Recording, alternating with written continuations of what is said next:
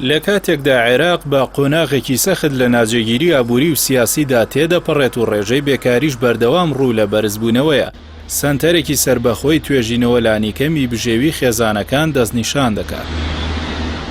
سەنتەری توێژینەوەکانی بازاڕ و پاراستنی بەکاربەر سەر بە زانکۆی بەغدا ئاشکرای دەکات هەر خێزانێکی عێراقی بۆ ئەوەی لانیکەمی بژێوی خۆی دابین کات پێویستە مانگانە 1 ملیۆن دینار داهاتی هەبێت.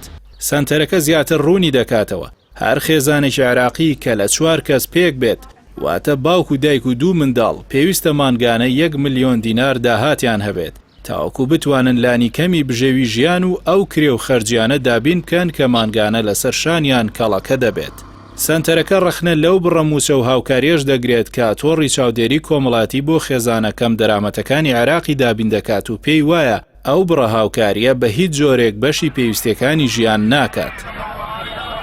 جێگەی ئاماژەیە هەر لە سەرەتای جەنگی رووسیا و ئۆکرانیاوە عێراق هاوشێوەی زۆرێک لە وڵاتانی ناوچەکە ڕوبەڕووی قەیرانی نرخ و گرانبوونی شمەک و کاڵا بووەوە، گەرچی جەنگی رووسیا و ئۆکرانیا بووەتە هۆی بەرزبوونەوەی نرخی نەوت کە سەرچاوەی یەکەمی داهاتی گشتیە لە عێراق، بەڵام بەرزی نرخی نەوت و زیادبوونی داهات نەبووەتە هۆی بوژانەوەی ئابووری گەورە و باشبوونی گوزەرانی هاوڵاتیان و بەگەڕخستنەوەی پرۆژەکان.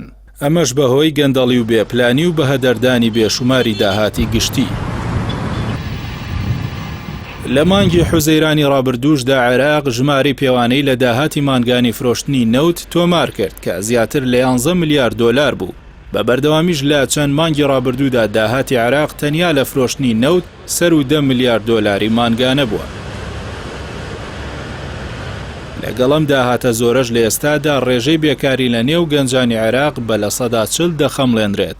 ملیۆنان خێزانیش ناتوانن خەرجی و پێویستی مانگانی خۆیان دەستەبەر بکەن. ئەمەش لە کاتێکدا مانگی یاداری ڕابردوو حکومەتی عێراق کۆمەڵی ڕێو شوێنی بۆ پشتگیری هاوڵاتیانی کەم دەرامەت و بەرگرتن لە هەڵاوسان پەسەند کرد. لەوانەش پشتگیری هەردوو توێژی فەرمانبەر و خانەنشین کە موچیان لە خوار 500,000 دینارەوەیە. ئەمەش بە پێدانی مینحەیەکی 100,000 دیناری بۆ هەر فەرمانبەر و خانەنشینێک.